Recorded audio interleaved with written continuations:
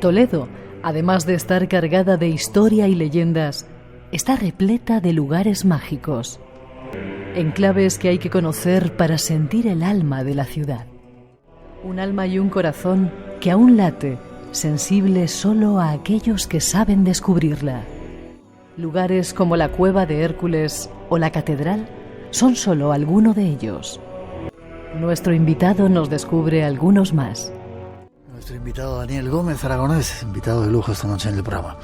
Doy un salto atrás y sigo con esas procesiones espectrales. Dices que en la catedral de vez en cuando se escuchan y se oyen, se escuchan ruidos y se ven luces, y que tú ves de vez en cuando algo.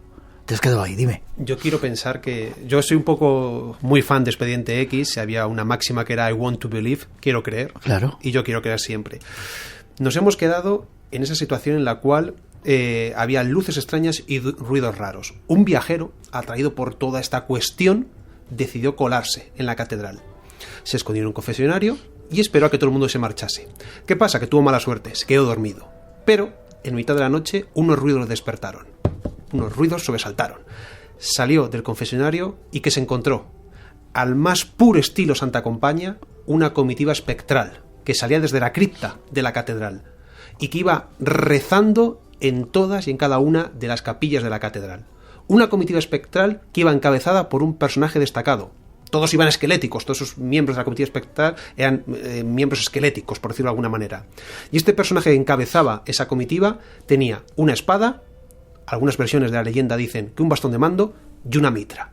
Era el obispo de Zamora, el obispo Acuña, que con su séquito de comuneros toledanos estaba sufriendo su penitencia por haber interrumpido, por haber hecho el sacrilegio de profanar el oficio de tinieblas. Era condenado a durante todas las Semanas Santas aparecerse y concluir ese rezo. Una vez que el rezo terminaba, volvían a esconderse en la cripta de la catedral. Según la leyenda, el viajero salió, lo contó, rezó y murió. ¿Y se sigue viendo en Semana Santa? En Semana Santa en Toledo se ven cosas espectaculares. O sea, la Semana Santa en Toledo de verdad es para vivirla, para sentirla. Yo soy muy creyente, aunque no se sea creyente, te transporta a épocas pasadas y te das cuenta que la magia religiosa, por decirlo de alguna manera, que el misticismo religioso cobra totalmente forma y vida en un momento clave para lo que es el ámbito cristiano y católico. Vale, se habían quedado autómatas, también se veían autómatas por Toledo. ¿Esto quiénes son esos? Es algo muy sencillo. Justo encima de la catedral tenemos una calle con el peculiar nombre de Hombre de Palo. Esto hace referencia a un autómata, una figura de madera y una serie de poleas y engranajes que creó el relojero de Carlos V, Juan el Oturriano, personaje italiano que llegó a Toledo. Es la única persona que consiguió subir agua desde el río Tajo a la parte superior de Toledo, a la zona del Alcázar, y a partir de ahí distribuirla por toda la ciudad. ¿Qué pasa? Que como sucede incluso hoy en día con las obras públicas, tuvo problemas para cobrarla. ¿Y cómo de alguna manera se ganó la vida, según dice esta leyenda? Creando un autómata. Este autómata, según dice esta tradición, por la calle Hombre de Palo, iba bajando hacia la puerta del mollete de la catedral, mollete porque se daba un mollete de pan, ahí lo recogía y se lo llevaba para dárselo a Juan el Oturriano. Como ves, en Toledo tenemos de todo. Sí, no falta de nada. Y con Daniel Gómez Aragonés, esta noche hablando de todo esto con mucha pasión. Lugares especiales. Ahí hemos hablado de la Cueva de Hércules, yo no la conocía, gracias a vosotros pude verla, increíble lugar.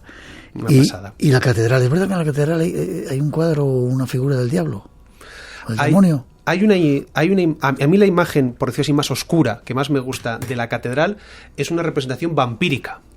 ¿Vampírica? Vampírica, de Caín y Abel. O sea, en la tradición estamos habitualmente acostumbrados a pensar que le mató con un hueso de... Una quijada, un asno. De un asno, pero también en otras versiones muere por un mordisco. Al más puro estilo vampírico, ya que como luego se habla de Nosferatu, sí. Fíjate, entonces es una imagen muy interesante que hay veces que pasa desapercibida en la catedral, pero si alguien ahora puede verla por internet, es muy potente. Vale. ¿Lugares que recomendarías para conocer que no sean los típicos? Más allá de la catedral, más allá de las cuevas de Hércules, del Alcázar, etcétera. Pues mira, aquí me vas a permitir que me ponga un poco tierno, entre comillas. ¿Dónde? Y uno de esos lugares es la mezquita del Cristo de la Luz. sea, ya cuando escuchamos Mezquita del Cristo de la Luz, es decir...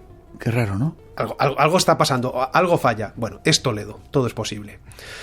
Y te digo esto porque aparte de que es un edificio precioso, es el edificio antiguo, mejor conservado de Toledo, la leyenda vinculada a la Mezquita del Cristo de la Luz, a mí me lleva a mi infancia, cuando estaba en tercero o cuarto de la EGB, y ya nos comenzaban a hablar de las leyendas toledanas, porque gracias a Dios yo tuve muy buenos profesores y me hablaban ya de leyendas de Toledo. Y me hablaron de la leyenda de Mezquita del Cristo de la Luz, y es una de mis leyendas favoritas, y la voy, si me permites, muy brevemente, sí, nos lleva a la reconquista de Toledo. Alfonso VI entra en la ciudad y se dirige hacia la zona de Zocodover y la zona del Alcázar. La plaza de Zocodover, la plaza más destacada, y la zona del Alcázar. Pero cuando llega a la altura de esta mezquita, su caballo se pone de rodillas, no quiere avanzar. Él lo golpea con las espuelas, pero el caballo no se mueve. Como Alfonso VI no es un tipo de estos modernos de hoy en día, etcétera, sino que es un hombre de la tradición, que cree en Dios, se da cuenta que eso es una señal del cielo, y que a lo mejor Dios le está diciendo algo a través del caballo, y ordena a sus hombres que pasen a la mezquita y que busquen algo, que golpeen los muros, algo tiene que haber, si no el caballo no se comporta así. Sus hombres pasan y ven cómo de un agujerito de la pared sale un haz de luz. Pican y de repente se abre una hornacina. En esa hornacina hay una imagen religiosa, un Cristo y una lámpara de aceite, que sigue encendida 3 siglos y pico después. Por eso es el Cristo de la Luz. ¿Qué es lo que sucede? Que tiene mucho sentido que se encuentre esto en Toledo, esta imagen en Toledo. Es una leyenda muy similar con otra ciudad muy vinculada a Toledo, que es Madrid. Si recordamos la Virgen de Almudena, es muy parecido. La Virgen de Almudena, pues Almudaina, muralla, aparece en una muralla, en una oquedad, igual con una lámpara de aceite encendida cuando la encuentran los cristianos. Pero ¿qué pasa? Que tiene sentido que en Madrid se encuentre la Virgen. ¿Por qué? Porque Madrid es una ciudad que acoge. Tú llegas a Madrid y en 3 meses eres madrileño. Y la Virgen María es la madre, la que abraza. Pero Toledo es diferente. En Toledo, ¿qué se encuentra? No a la Virgen, sino al Rey de Reyes, a Dios hecho hombre, a Cristo. ¿Por qué? Porque Toledo es la ciudad de los reyes, es la urregia. Y la imagen religiosa no pasa como en Madrid con Almudena, que se encuentra mirando al Manzanares, mirando la casa de campo, mirando la naturaleza, porque Madrid es una ciudad más vinculada a la naturaleza que Toledo. En Toledo, esa imagen se encuentra en un templo religioso, en el corazón de la ciudad. Por lo tanto, la leyenda tiene sentido. Por eso a mí la Mezquita del Cristo de la Luz me encanta. Hablábamos antes de los romanos. ¿Se puede ver el circo romano? Se pueden ver restos del mismo, teniendo en cuenta los otros circos romanos que tenemos en el antiguo territorio imperial. Está medianamente bien conservado, se ha hecho una importante obra, porque antes aparcaban los coches encima, etcétera, y algo del mismo puede visitarse, pero aún así yo creo que habría que hacer una mayor labor de recuperación, de divulgación y de actuación. Vale. ¿Algún otro lugar? Nos quedan 2 minutitos. Pues que nos recomiendes de ver. Voy a hacer un poquito de trampa si me permites. Vale. Es un lugar que tú conoces bien, que se llama el Museo de la España Mágica. ¿Qué sitio? Está muy cerquita de la catedral, en la calle Cardenal Cisneros número 12, y es una antigua casa islámica del siglo X. ¿Qué es lo que pasa? Que a principios del siglo XIII se levanta la catedral y se ponen varios metros de cimientos. Lo que está alrededor queda por debajo, se pone una bóveda y se reaprovecha el espacio hueco. Pero dentro de lo que es todo ese espacio está ubicado un museo, que te digo que es el Museo de la España Mágica, con distintas piezas que nos llevan a hacer un viaje por lo que es toda la tradición mágica española. El objetivo cuando tú visitas este lugar, aparte de impregnarte del elemento arqueológico que hay en ese lugar, es que conozcas cuestiones vinculadas a símbolos religiosos, que conozcas cuestiones vinculadas a tradiciones de medicina popular, a cuestiones vinculadas a las órdenes militares. También hay un espacio dedicado a la América hispánica, hay una muñeca de vudú, por ejemplo. Vengas de Bilbao, de Sevilla, de Albacete, de Venezuela, de Colombia, de Cuba, que sepas que allí hay algo vinculado a tu tradición mágica. Vale, y casi para terminar, me contaba alguna gente que vivía en Toledo que cuando hacían obras de reforma en casa o excavaban, encontraban multitud de cosas, algunos hasta tesoros. ¿Sigue ocurriendo eso? Sucedió también cuando hicieron ese aparcamiento subterráneo, que encontraron montones de cosas. Hay un Toledo subterráneo bastante desconocido. Totalmente. Fíjate, hablando con amigos, por ejemplo, de Granada, en Granada lo habitual, entre comillas, cuando levantas es encontrar restos de época islámica. En Mérida, entre comillas, lo habitual es encontrar cuando levantas restos de época romana. Pero en Toledo, cuando levantas, puedes encontrar de todas las épocas, una mezcladas con otras. Es así. Y no solo en el casco antiguo, sino prácticamente en 10 kilómetros a la redonda hay restos arqueológicos. O sea, una de las cosas que tiene Toledo es que año tras año pueden aparecer restos arqueológicos interesantes. Por eso yo siempre digo a la gente que venga a Toledo una y otra vez, porque aunque tú hayas vivido en Toledo 40 años, es una ciudad que siempre te va a sorprender. O sea, su magia, en el amplio sentido de la palabra, es tan grande que incluso 2000 y pico años después de haber hecho un recorrido histórico y legendario brutal, nos sigue tocando el corazón. Y es curioso porque durante mucho tiempo aparentemente Toledo estaba como dormido. Sí. Había muchas casas desiertas, abandonadas. Sí. Sin embargo, parece que ahora ha resurgido. Sí. Es cierto, y es muy interesante lo que comentas, Miguel. Toledo, desde muy finales del siglo XVI hasta prácticamente finales del siglo XX, sufrió una crisis y decadencia tremenda. Paulatina, se estabilizaba, pero ahí ha estado pues, lo que es todo el proceso histórico de España aplicado esos siglos a Toledo. Y desde finales del siglo XX hasta ahora, parece que es una ciudad más dinámica, ¿no? Con más chispa. Esa crítica de ciudad inmovilista parece que poco a poco se va quedando atrás. Y yo creo que Toledo es una ciudad con un pasado esplendoroso, pero con un futuro magnífico.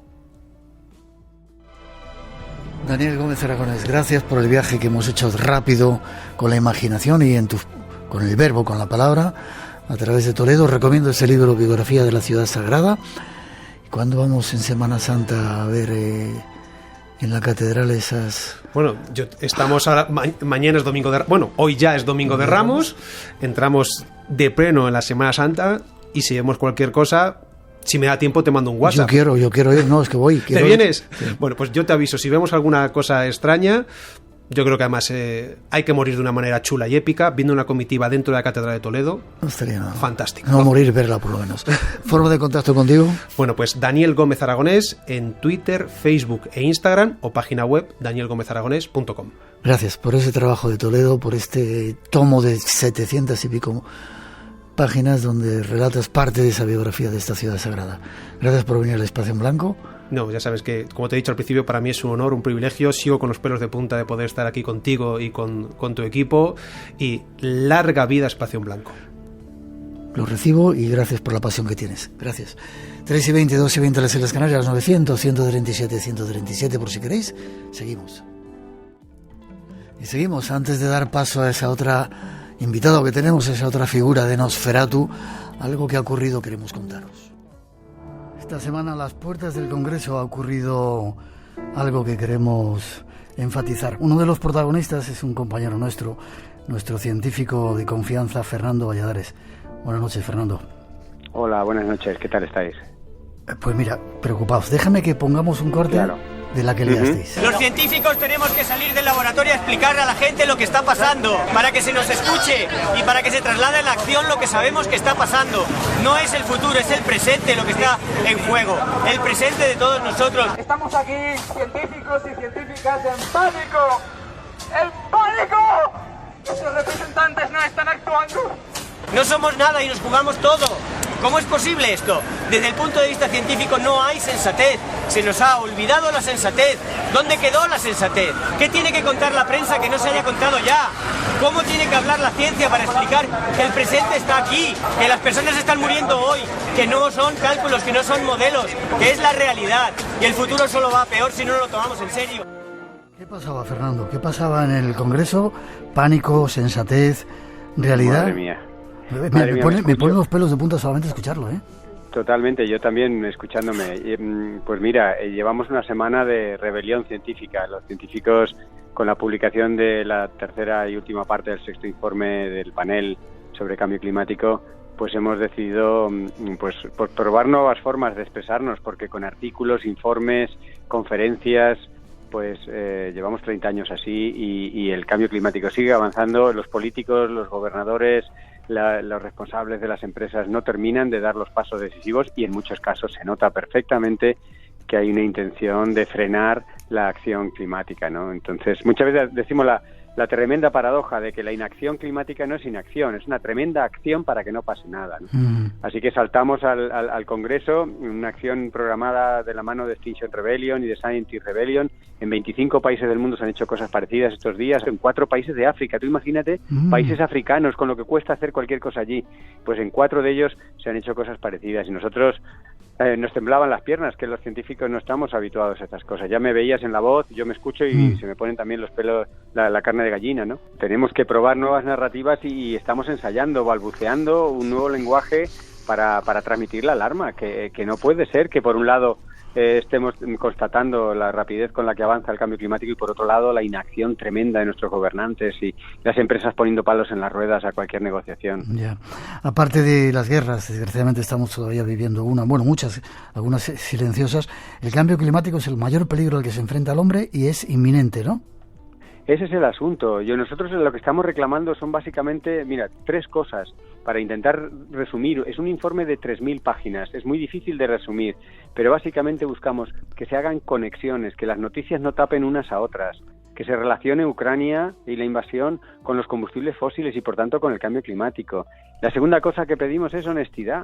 Que seamos honestos. El propio Antonio Guterres, el secretario general de las Naciones Unidas, un hombre calmado, cuando tú lo ves, es un hombre tranquilo, que habla tranquilo, un inglés con mucho acento, y no pudo decir más veces que los gobiernos mienten, que hay falta de honestidad generalizada, que nos hacemos trampas al solitario, que así no vamos a ir. Y la tercera y última reivindicación es sensatez, eso que gritaba, que ahora cuando lo he escuchado digo, madre mía, los nervios de estar delante de la policía en el Congreso y la situación es súper tensa, ¿no? Los policías dándote muchas órdenes, tú que tienes la encomienda de decir no puedo forcejear, no tengo que correr, tengo que mostrarme sumiso y tal, y por otro lado una situación muy violenta. Tenía a mi lado una chica temblando, le pasaba el brazo un poco para tranquilizarla a ella y tranquilizarme yo mismo también. Estábamos todos fuera de nuestra zona de confort, que es un laboratorio, que es pues una charla como ahora en la que estamos teniendo, ¿no? Una revolución científica. Incluso los policías decían que viven con vosotros, ¿no? A pesar de esa manifestación. No, muchos policías realmente nos agradecían, en primer lugar, nuestra actitud civilizada. Déjame que me meta contigo. Mucha gente con este frío que está, de repente estos días de frío en Madrid, en España, inundaciones, unas lluvias tremendas, nos estamos empezando a dar cuenta de que el cambio climático, a pesar de lo que digan algunos políticos, ostras, Pedrín, ¿no? Bueno, ya te digo, o sea, el cambio climático va cada vez batiendo récords. Hace apenas unas semanas, simultáneamente en la Antártida y en el Polo Norte teníamos extremos históricos de temperatura, 40 grados más en la Antártida, 40 grados, wow. O sea, de estar a menos 70 o menos 60 a estar solamente, entre comillas, a menos 20. Y claro, una semana después se rompe un glaciar tremendo de 1.200 kilómetros cuadrados. Estas cosas afectan al nivel del mar. Pero es que hay ahora mismo decenas de millones de personas afectadas por el cambio climático. Muchas de ellas serán fallecimientos que podríamos evitar y que no estamos haciendo nada por evitarlos. Esto es lo que nos lleva a estas rebeliones. Ya. Crítica, habéis dejado el Congreso lleno de sangre. Eso dice alguna gente, ¿no? Cuando lo veíamos. Pues mira, si uno mira los titulares, la mitad de los titulares han pillado la idea, sí. Y la otra mitad dicen activistas ensucian el Parlamento. Sí. Si esos que dicen eso se fijaran, era agua con remolacha. A los pocos minutos estaba más limpio el Congreso de lo que ha estado nunca. Entonces, si somos gente de bien, si no vamos a dañar nada. Lo que queremos es llamar la atención, ¿no? Y muchos policías lo captaron y nos daban un poco las gracias, como mientras nos pedían el DNI y nos van a sancionar. Claro, se nos va a caer el pelo, lo que hemos hecho está penado y nos van a caer algunas sanciones, pero una cosa es que te sancionen a las bravas y otras por las buenas, y los policías entendían, la mayoría de ellos, la situación, ¿no? Y algunos incluso nos llegaban a agradecer que rompiéramos un poco la rutina con el cambio climático y que estábamos en el fondo protestando por algo que es la salud de todos, que es el futuro de todos, pero como insistía ahí, también es el presente, que no hablemos tanto de lo que va a pasar dentro de 10 años, que está pasando ya, ¿no? Esa es la urgencia de la crisis climática. Fernando, yo no sé si es la manera, no voy a ponerlo, pero te doy las gracias a ti y a tus compañeros, porque los científicos habéis alzado la voz de mil maneras en los medios de comunicación, pues vayáis al sitio donde nos representan y digáis, señores, sensatez, adelante, tenemos que hacer cosas. Yo te doy las gracias. Bueno, y gracias a vosotros también por escucharnos, y entre todos espero que vayamos transicionando hacia un mundo un poco más, sensato y honesto. No pedimos cosas muy extrañas, ¿no? Que nos demos prisa porque esto nos está ganando la carrera. Forma de contacto, en tu página web tienes, creo, muchas de esas informaciones, ¿no? Sí, yo le digo a la gente que vaya a valladares.info o que me busque la salud de la humanidad en las redes sociales. Gracias por ser como eres y por alzar la voz defendiéndonos a todos, aunque muchos no quieren que nos defiendas. Exacto. Muchas gracias a vosotros. Un abrazo. Cuando vayas la próxima vez nos avisas, ¿vale? Vale, y vamos todos. Eso es. Fuerte abrazo, Fernando. Gracias. Un abrazote. Hasta luego. Es hora de abrir nuestras pantallas misteriosas. Ese tema que tiene que ver con el cine, que algunos ya están no sé si copiando. Francisco Javier Millán, buenas noches, ¿cómo estás? Muy buenas noches, sí, nos copian desde hace ya un tiempo, pero no vamos a decir, porque hoy vamos a hablar de plagios también, ¿eh? También es uno de los temas de la sección de esta noche. Vale, de vez en cuando me gusta ser travieso y tirarlas así un poquito, pero va sin mala intención. Se cumplen, bueno, gracias por estar en el programa y sobre todo por lo que aportas, por el trabajo que haces investigando con el tema de hoy. Creo que estás acompañado de seres de sombra hoy también, ¿no? Sí, del ser de las sombras, prácticamente en singular, ¿no? Porque vamos a hablar de Nosferatu, porque se cumple 100 años del estreno de esta película imprescindible. Se estrenó en 1922. Fue dirigida por el alemán Friedrich Wilhelm Murnau, autor de otros títulos imprescindibles como Amanecer y Fausto. Y comentar que Nosferatu avanzó el lenguaje cinematográfico varios peldaños hacia arriba, porque hacía nada los hermanos Lumière estaban presentando en 1895 su primera proyección en Francia, y en 1922 llega este director alemán con una película que visualmente es rompedora y avanza muchos de los planos y movimientos de cámara que incluso se están utilizando en la actualidad. Qué miedo daba el personaje, ¿eh? Esa Vaya cara que tenía. Ya solo escucharla te pone un poco en antecedentes de lo que te espera, ¿no? Bastante. Bueno, es que realmente el subtítulo que tenía la película y que siempre ha tenido es Nosferatu, una sinfonía del horror. Así que ya pone en antecedente todo lo que nos vamos a encontrar a lo largo de todo su metraje. Si quieres, primero voy a contar un poquito de la historia, pero me gustaría la sinopsis rápida, ¿vale? Para que luego los oyentes descubran la película, aquellos que no la hayan visto.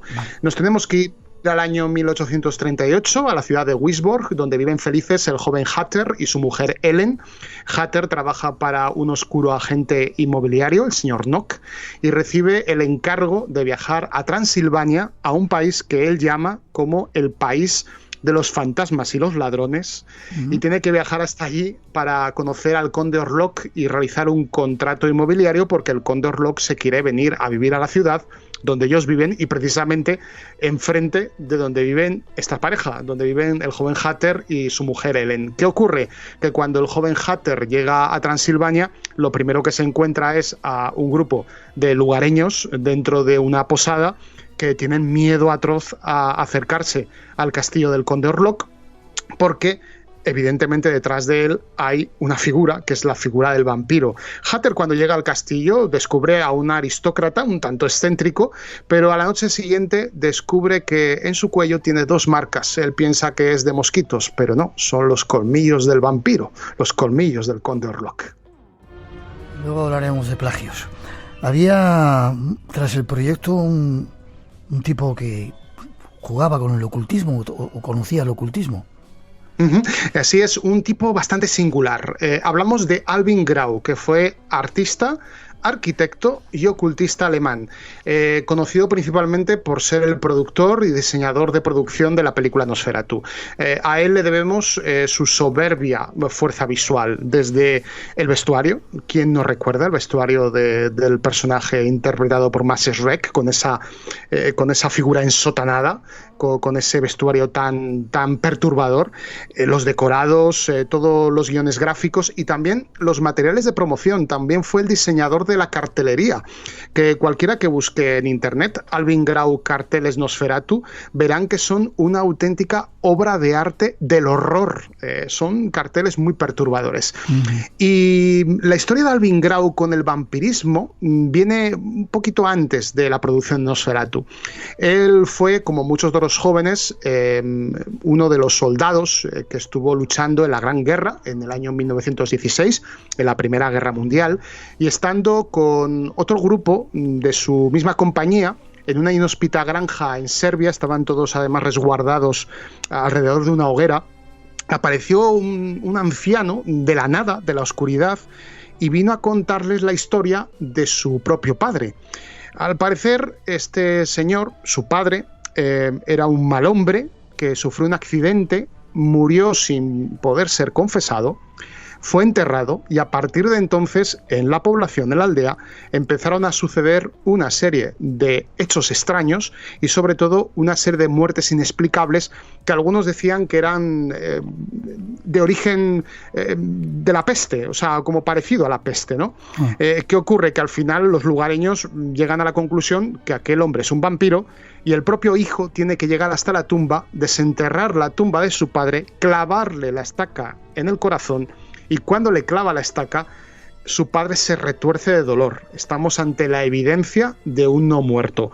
Claro, ¿qué pasa? Que a Alvin Grau esta historia se le queda en la cabeza, se queda tocado con la historia y al final, qué casualidad que Murnau le da el trabajo de su vida, el trabajo de llevar adelante el diseño de producción de Nosferatu.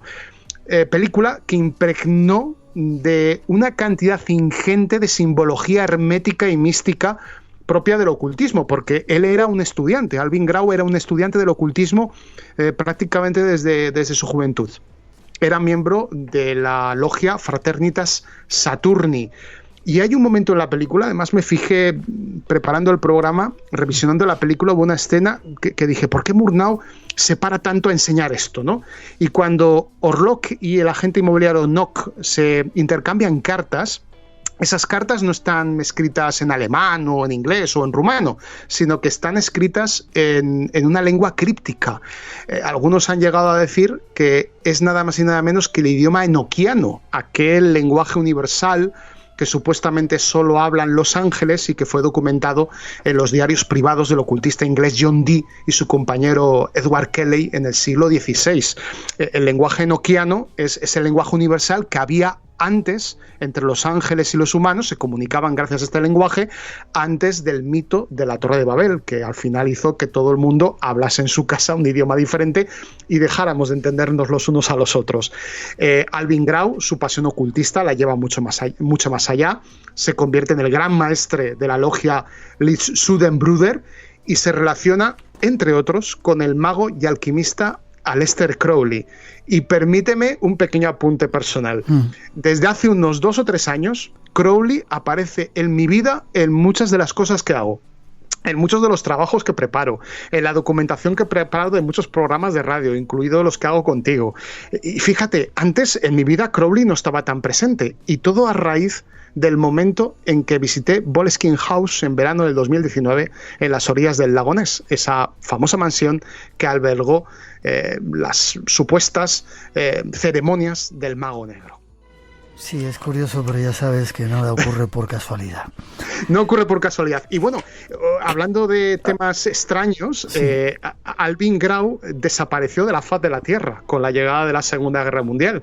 Algunos dicen que se fue a Locarno en el año 38, algunos dicen que después de la guerra regresó a Berlín y murió de viejo en el año 71, pero parece que hay muchos datos que apuntan a que fue asesinado por los nazis en el año 1942.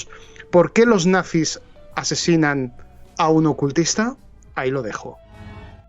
No es solamente el productor el que parecía que estaba detrás o metido en cuestiones ocultistas, sino que la productora se llamaba Prana Films. Sí, la propia productora tiene una simbología detrás, este nombre. Prana es un término que en sánscrito significa fluido vital. ¿Y cuál es el fluido vital? La sangre. La sangre, el sacrificio de la sangre que tanto buscaban los ocultistas para que la luz triunfe sobre la oscuridad. Y el fluido vital de la sangre también está muy vinculada con el mito del vampiro. Pero, atención al dato. Prana Films tiene un símbolo, ya sabes que las productoras suelen tener logotipos, ¿no? Sí. Que las identifican. Pues el símbolo de Prana Films es un yin tumbado encima del yang, es decir, la luz blanca venciendo a la negra oscuridad.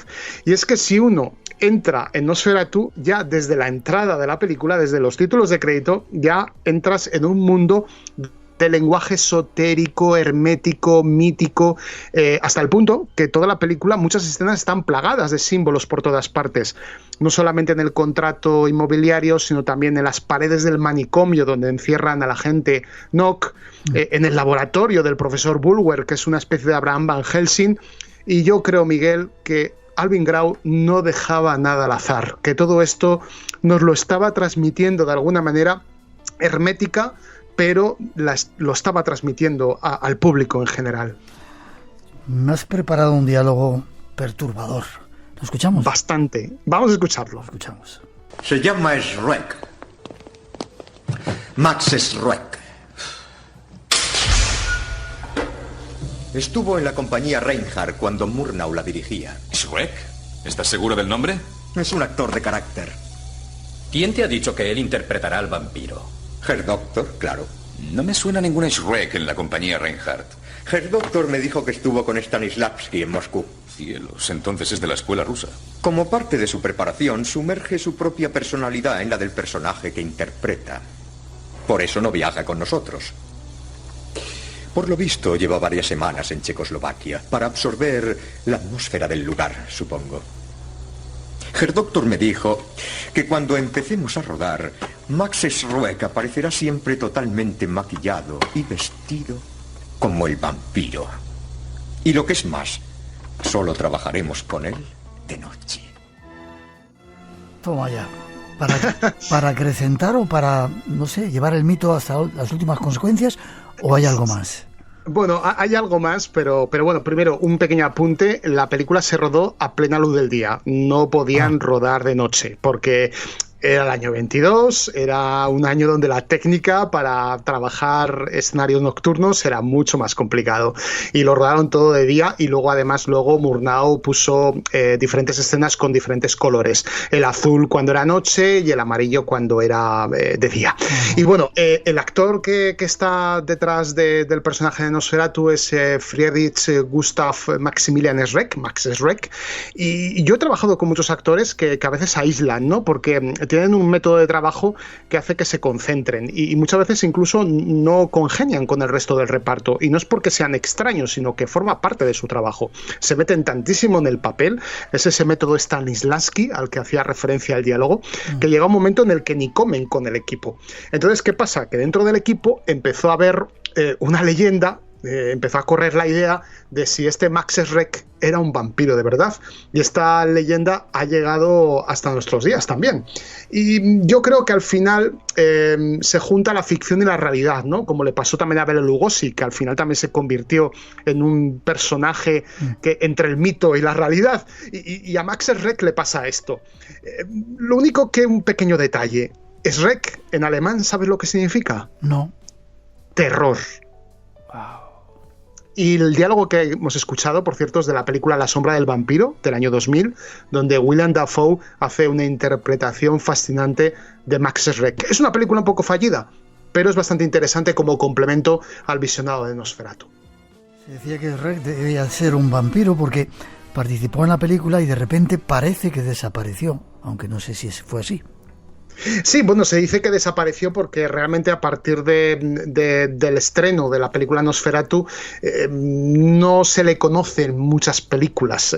Sí que volvió otra vez a trabajar con Murnau en Las finanzas del Gran Duque, pero su filmografía, en comparación evidentemente con Nosferatu, pues ya desmerecía, ¿no? Y era un hombre de teatro, volvió al teatro, realmente se dedicó toda su vida a la interpretación. Lo que pasa es que, claro, y esto sí que era real, él exigió aparecer siempre en escena vestido de Nosferatu y con las prótesis, por lo tanto no me extraña que su equipo quisiera ver un verdadero vampiro en su figura. Vamos con otra parte de música y vemos de dónde proviene la palabra Nosferatu, ¿te parece? Vamos a ello. Esto es de la película Drácula. ¿Qué tiene que ver? De la novela. Perdón, de la novela. De la novela, exacto. ¿Qué tiene que ver esto con Nosferatu? ¿Hay alguna relación? Tiene bastante que ver. Primero vamos con la palabra Nosferatu. Vale. La palabra aparece, es una de las primeras veces en que aparece en la literatura, ¿no? La indica Drácula, o sea, la indica Bram Stoker, perdón, en su novela famosísima, en Drácula, y significa, él le da ese significado, el significado de un muerto en rumano. Pero esto es algo falso, aunque está dentro del canon de lo vampírico bastante establecido, pero realmente la palabra a la que los rumanos se refieren a los no muertos es Strigoi y no tiene nada que ver etimológicamente con Nosferatu. Es más, Nosferatu, si buscamos una raíz, la podemos encontrar en la palabra Nesuferitu, que significa el innombrable, que a su vez proviene probablemente del griego de la palabra Nosoforos, que significa el portador de la enfermedad. Y Nosferatu hace eso. Nosferatu lo que hace es viajar desde Transilvania a la población donde viven los protagonistas en un barco cargado de ataúdes llenos de tierra del cementerio y mezclada en esa tierra, en ese mejunje, hay ratas que portan la peste, por lo tanto el portador de la enfermedad, Nosoforos. Por ahí suenan los gritos de los vampiros, los cánticos. Los cánticos. Sí. Ahora sí vamos a ¿qué tiene que ver eso con la obra de Stoker? Bastante, porque Nosferatu, ya he contado antes el argumento, aparece un vampiro de porte aristocrático que compra una casa en una ciudad extranjera y se enamora de la esposa del protagonista. Esto es Drácula, Miguel, esto es Drácula. Entonces, ¿qué pasa? Que cuando los productores de Nosferatu quieren hacer la película, le encargan a un guionista llamado Henrik Galin que haga su propia versión de Drácula, pero le piden por favor que cambie los nombres, que cambie algunos detalles para que no se note mucho que han plagiado la novela. Fíjate si no se nota que el protagonista en la novela se llama Jonathan Harker y en la película se llama Hatter, así que cambian algunos nombres pero se les acerca. ¿Qué es lo que ocurre? Que Florence Stoker, la viuda de Bram Stoker, ve la película y entra en pleito con los productores de Nosferatu, hasta tal punto que el tribunal falla a su favor y hay una sentencia que indica que todas y cada una de las copias de Nosferatu se destruyan. Afortunadamente esto no ocurrió, se destruyeron algunas. La propia Florence Stoker fue persiguiendo estas copias casi prácticamente toda su vida hasta que falleció, pero algunos coleccionistas privados y algunos cines, como la película se había distribuido a nivel internacional muy bien, había llegado a todos los puntos de Occidente, así que era muy difícil que la película se destruyera del todo. ¿Qué ocurre? Que también se comenta, Bram Stoker también estaba muy vinculado con logias ocultistas, y como antes te he contado que el productor había puesto muchos mensajes en la película, algunos dicen que si este enfrentamiento era más allá del plagio, sino que también era una logia ocultista contra otra, denunciando esos mensajes que habían sido mostrados de manera pública y libre para todos los espectadores. Y aquí en la historia ahora entra un español, ¿no? Sí, entra un español, tenemos que hablar de él, es evidente. Estamos hablando de Luciano Berriatúa, que es guionista, director de cine y referente internacional en lo que se conoce como la restauración fílmica. Este hombre descubre en 1977 en los archivos de la Filmoteca Española una copia inédita de Nosferatu con una secuencia que luego también se ha dejado de insertar en algunas de las ediciones, que es una secuencia donde se ve una partida de croquet, que es un juego similar al cricket, y a partir de entonces Luciano Berriatúa se queda impactado con la película, con la obra de Murnau, y dedica gran parte de su vida a restaurar películas. Y hay un libro fundamental que yo recomiendo, que puede servir bastante para ampliar muchos de los temas que hemos tratado en la sección de hoy. El libro se titula Nosferatu, un film erótico, ocultista, espiritista y metafísico, que es fascinante, Miguel. Es un libro que a cualquiera que le guste el vampirismo y el cine por igual se va a quedar fascinado. Tomo nota de ello para ver si lo leo. Y creo que tenemos la voz de Luciano Berriatúa. Eso es. Vamos a escucharlo en una entrevista para la 2 de Televisión Española. Nosferatu realmente, como todo el mundo sabe, es Drácula, de Bram Stoker. Lo que pasa es que no se pagaban los derechos y se modificó bastante. La película fue financiada por sectas ocultistas y lo que querían era realmente introducir a la gente, a todo el público, en el mundo del ocultismo. Y para ellos querían hacer sentir que realmente cosas como la hipnosis, la telepatía, las fuerzas oscuras existían realmente. Me están dando muchas ganas de volver a ver la película, ¿sabes? Creo que lo voy a hacer. Tienes que verla. Creo que esta misma noche cuando regrese a casa me la voy a poner un ratito para volver a verla, porque cuando dais datos como tú, los que estás aportando, abres los ojos y ves muchas cosas que se han pasado por alto, sobre todo todos esos símbolos esotéricos, ¿no? Fíjate sobre todo en esas escenas donde se ven las cartas que se intercambian Nock con Orlok, porque yo te juro que la película la he visto en varias ocasiones, incluso en mis asignaturas de historia del cine la ponía, y de repente me fijo claramente en esa escena, nunca me había fijado en ella, y me fijo en esos símbolos extraños. Fíjate, Miguel, el idioma enoquiano está allí. ¿Qué nos quería contar Alvin Grau? Se ha quedado para la historia del ocultismo. Casi terminando, en julio de 2015 pasó algo que tenía que ver con el director alemán, ¿no? Es que para rizar el rizo, en el bucólico cementerio de Stahnsdorf, en una parroquia protestante en Berlín, donde está enterrado Murnau, de repente esa tumba es profanada. Una tumba que además, hay que decir a los oyentes que Murnau está enterrado dentro de un ataúd de hierro, que era una costumbre, no un ataúd de madera, sino en un ataúd de hierro, que era una costumbre que se hacía mucho en la segunda mitad del siglo XIX y principios del XX, pero que bueno, que se siguió haciendo luego posteriormente, aunque de manera más minoritaria. ¿Qué ocurre? Que los que desenterraron la tumba no solamente tuvieron que cavar, sino reventar ese ataúd de hierro, y no se llevaron el cuerpo ni lo quemaron, sino que sustrajeron el cráneo de Murnau. ¿Para qué se lo llevaron? Todavía no se sabe. Estamos a 2022 y todavía han pasado 6-7 años y no se sabe qué han hecho con ello. Quizás estamos viendo un acto también de alguna logia ocultista, de los hijos o nietos de esas logias ocultistas que crearon la película Nosferatu. ¿Quién sabe? Se nos va a quedar esa duda para los siglos de los siglos, creo. Nosferatu, 100 años después, todavía sigue vivo. Como decía la frase, pase y deje parte de la felicidad que lleva consigo, ¿no? O algo así. Algo así. Ponernos los pelos de punta. Forma de contacto contigo y preparando la próxima Pantallas Misteriosas. Como siempre, a través de mis redes sociales, con mi nombre, Francisco Javier Millán, y si no, venga, voy a decir también mi correo electrónico, fmillanalmenar@yahoo.com. Contesto a todos los correos y que la gente proponga películas que quieran que analicemos en el programa. Como siempre, un placer ir al cine contigo y verlo de esa otra manera que tú lo explicas. Me vuelvo a las sombras con el vampiro Nosferatu, querido Miguel. Que disfrute. Yo voy dentro de un ratito para ver la película y a tu lado. ¿Hay palomitas? Hay palomitas, venga, que las voy preparando. Gracias, fuerte abrazo. Nos vemos, un abrazo.